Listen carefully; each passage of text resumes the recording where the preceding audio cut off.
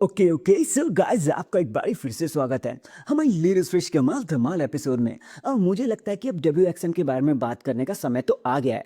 देखो भाई क्या है कि आपने मेरी ग्राउंड जीरो 16th एपिसोड को भाई बहुत ज़्यादा ही प्यार दिया था, तो मेरे अंदर लालच था कि थोड़ा और व्यू कमा लिया जाए। आपका लालच हुआ कि आप आगे और जान सको डब्ल्यू के बारे में, तो बस उसी के हेयर एंड देयर लेके मैं आपके सामने आ गया हूँ। तो चलो भाई वीडियो को एंड तक पूरा देखना और चैनल को अभी लाइक एंड सब्सक्राइब करते हुए आप देख रहे हो रेसल मैरिक्स एंड सब्सक्राइब करना तो बनता है, मेरे को पता है आप कर दोगे। देखो भाई ग्राउंड जीरो का ये जो 16th एपिसोड था ये 1 घंटे से बढ़कर 1 घंटा 11 मिनट का हो गया। और इस 1 घंटा 11 मिनट में डब्ल्यू ने हमें 21 सेगमेंट सेट करके दिए, जहाँ पे 17 बैकस्टेज सेगमेंट थे और फिर कुछ मैचेस भी थे।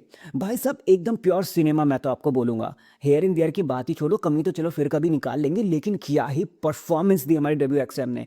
भाई अगर कोई भी इनका राइटर होता ना तो भाई इतनी अच्छी नहीं स्क्रिप्ट लिख पाता जितनी अभी इन्होंने कर दी है। 16वें एपिसोड पे क्या ही धमाका मचा दिया। मैं एक सेकंड के लिए भी स्क्रीन पर से नजर हटा ही नहीं पा रहा था। इस बार तो जितनी बार भी हमें बॉबी बी और जीत देखने को मिले, हमेशा धमाका ही मचता रहा। एक तरफा ही चीजें हो गई। और भाई देखो यार, सीधी सी बात है, जमींदार की स्टोरी लाइन तो भाई अब इतनी ज़्यादा इंटरेस्टिंग होती जा रही है कि भाई मैं एक पल के लिए भूल गया हूँ कि रेसलमेनिया नाम की कोई चीज़ भी हुआ करती थी। हालांकि हम सॉरी, मैं रेसलमेनिया का नाम ले रहा हूँ क्योंकि उसका सीजन चल रहा है, but I do not even care about it, क्योंकि डब्ल्यू में इतनी सारा धमाका मच रहा है ना, जो मुझे लग रहा है कि हर हफ्ते रेसलमेनिया हो रहा है। भाई आप खुद सोचो बैक स्टेज में क्या क्या चल रहा था। एक पल के लिए आप मैचेस की बात छोड़ दो, जो 5 मैचेस हुए आप जाने दो, एक्शन की बात ही छोड़ो। अब बैक स्टेज में देखो हिरन चल क्या रहा था। जमींदार ने कितना तगड़ा दिमाग लगाया। भाई उस बंदे ने क्या किया, सबसे पहले तो हर किसी को राज महाराजा के खिलाफ कर दिया, सब बंदों को अपनी टीम में मिला लिया और खूबसूरत की मूरत मतलब जो हमारी महिला है सबको पैसे देकर भेज दिया। कभी शाह के पास, कभी स्काइलर के पास, कभी देव के पास, कभी शूजू के पास, कभी जोशान के पास, सबके पास भेजा ताकि एक एक करके सबके सब जमींदार से मिल जाए। और प्लान काफी तगड़ा नहीं लगता अगर सबके सब मिलके जमींदार के साथ मिल गए, तो भाई फिर डब्ल्यू की पूरी कमान जमींदार के हाथ में आ जाएगी और फाइनली वो नील और जीत से अपना बदला भी ले पाएंगे। तो भाई प्लान और एकदम सक्सेसफुल है। इसके बाद हमारे जमींदार ने एक तीर से दो निशाने किए। सबसे पहले तो उन्होंने जोशान को अपने साथ मिला लिया और माइला को यह भी बताया कि जोशान से बोल कि वो डाइजैक को खत्म करे। अब आप कहोगे इससे क्या होगा?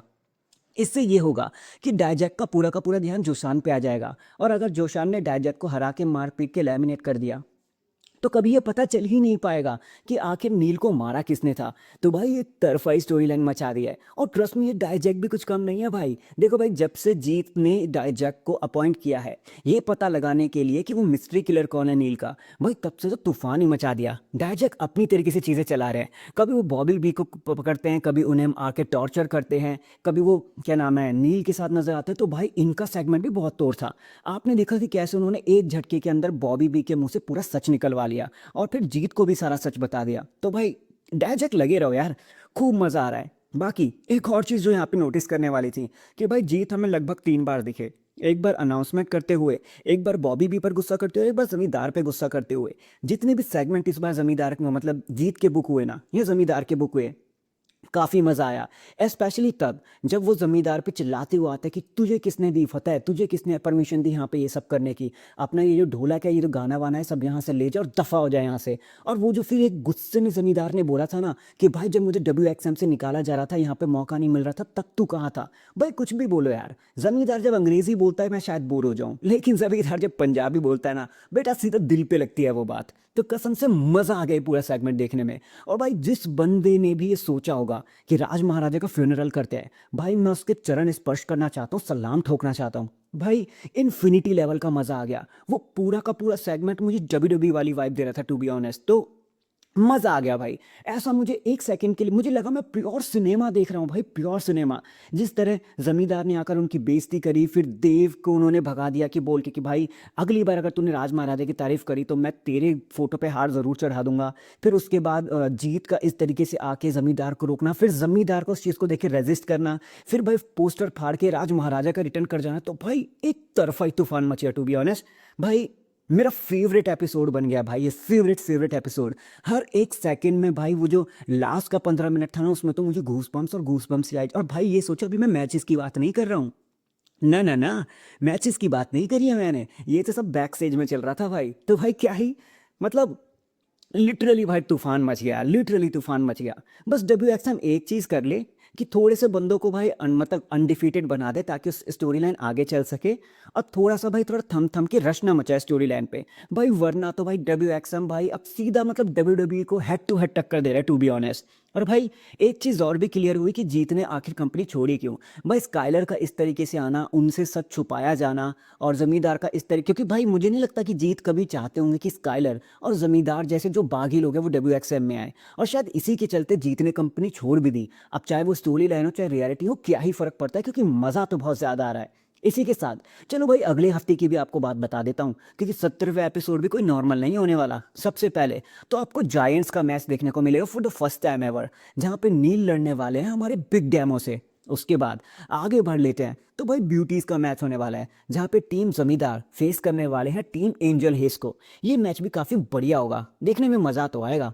इसके बाद भाई और भी मैचेस होंगे, जैसे लेडी कैथरीन भी अपना एक मैच करते हुए दिखाई देंगी। उनका अपोनेंट तो अभी सामने नहीं आया, लेकिन हाँ वो है, मतलब वहाँ पे उनका कुछ ना कुछ तो होगा, ये तो हमने देख लिया। और फिर मेन इवेंट में भाई जोशान वर्सेस जो डाइजैक का मैच होगा, भाई वो एक अलग ही लेवल का कलेश है। तो भाई अगले हफ्ते भी कोई नॉर्मल नाइट नहीं होगी 17th एपिसोड में। और भाई मैं तो कह रहा हूँ ये जमींदार की स्टोरी लाइन खत्म मत करो, दिखाते जाओ भाई, आड़ दो भाई, अलग ही लेवल का मजा आ रहा है।